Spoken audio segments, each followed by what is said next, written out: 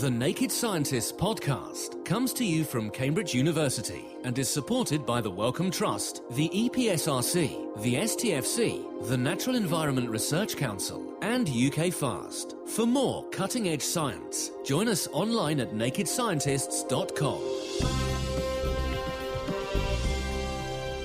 Hello and welcome to Question of the Week from the Naked Scientists with me, Diane O'Carroll. This week, fishing for fun. This is John Gamble in Louisville, Kentucky.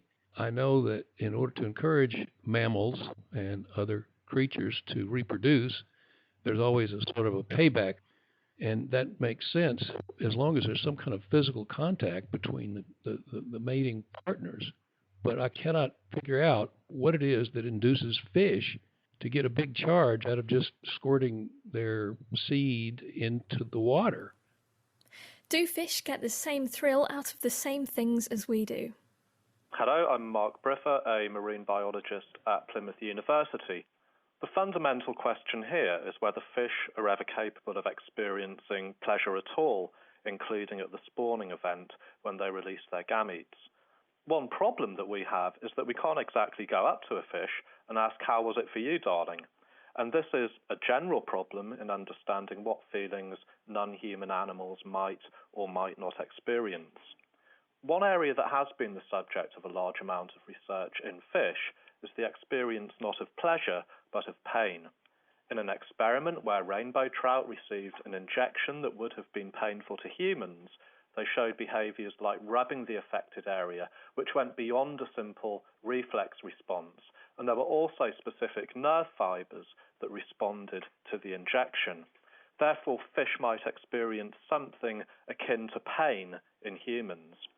As far as pleasure goes, there is some anecdotal evidence that when client fish interact with cleaner wrasse, they might enjoy the touch sensations of being cleaned. In the case of spawning, we know about the hormonal control of the event. We don't yet know whether it's an ecstatic experience. But it's perhaps nice to think that there's the possibility that cichlids can get their kicks and brill get a thrill from spawning. It's possible that there is some sort of neurological reward for fish when they reproduce, but we don't yet know if it's pleasurable or if it makes the water move. On the forum, Clifford Kay reasoned that fish must have some sort of reward, especially salmon who have to travel hundreds of miles upstream, over waterfalls, through rapids, getting hungry, battered and bruised all the way.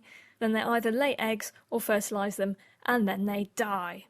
Speaking of things that seem far away... Hello, Naked Scientists. My name is Chris Markley, and as you may have guessed, I have a question. When I lay down, my feet appear farther away from me compared to when I am standing up. I wear contacts during the day and glasses in the evening. Could this be a product of my corrective eyewear or a manifestation of my brain due to different visual reference points? Thank you. Do you have to be very tall for this to happen? And why might your feet seem so very far away?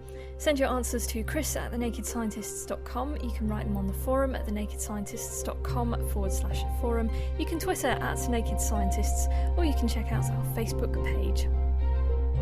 The Naked Scientists Question of the Week, brought to you in association with the How to Wisman Foundation, supporting science and education from Alpha to Omega.